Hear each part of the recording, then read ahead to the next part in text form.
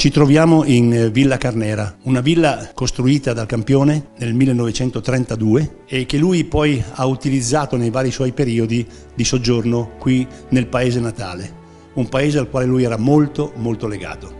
Carnera è il nostro mito, un mito perché è sempre uno di noi, una persona che è arrivata al massimo dell'apice sportivo, ma che ha saputo essere comunque, sempre e comunque uno di noi tutti. Molto legato al suo paese, molto legato alla sua gente e infatti nel momento terminale della sua vita ha ritenuto opportuno ritornare nel suo paesino e, diciamo così, lasciare le sue spoglie qui nel cimitero locale.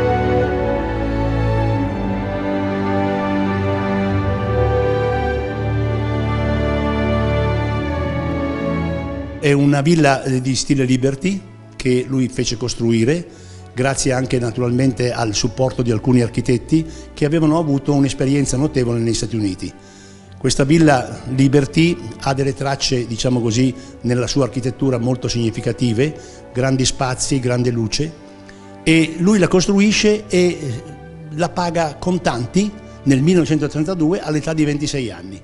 Già questo ci dice che a 26 anni lui era già una persona, diciamo, affermata. Non era ancora campione del mondo, lo diventerà il 29 giugno del 1933 e esattamente il 29 giugno del 67 se ne andrà.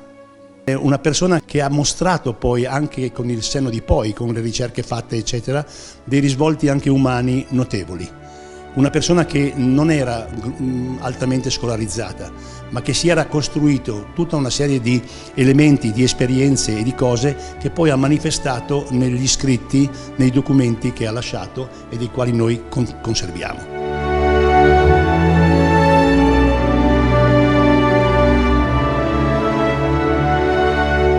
Quindi un personaggio, direi, da scoprire. Stiamo pubblicando ora un libro che è stato redatto da alcuni giornalisti del luogo e che naturalmente porta a conoscenza di un trattato che lui ha scritto per quanto riguarda la tecnica della boxe secondo Primo Carnera.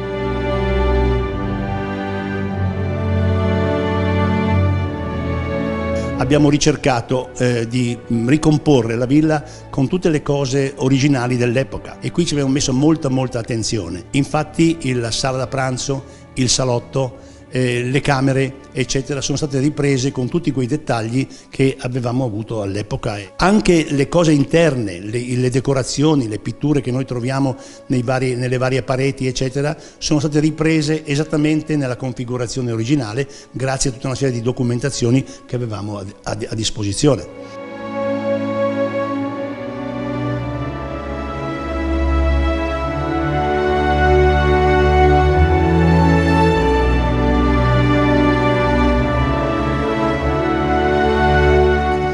L'unica cosa che manchiamo in questo momento è la cintura del campione, un oggetto, diciamo, di grandissimo valore, un oggetto che non appartiene solo a noi o agli eredi, ma appartiene, io penso, a tutto il nostro paese, a tutta la nostra nazione. Un campionato del mondo fatto nel 1933 in America, con i momenti in cui l'America stava attraversando, momenti di grande tensione, Wall Street caduta nel 29, mafia che imperversava negli anni seguenti. Ebbene, questo campionato del mondo dei pesi massimi è veramente una cosa unica.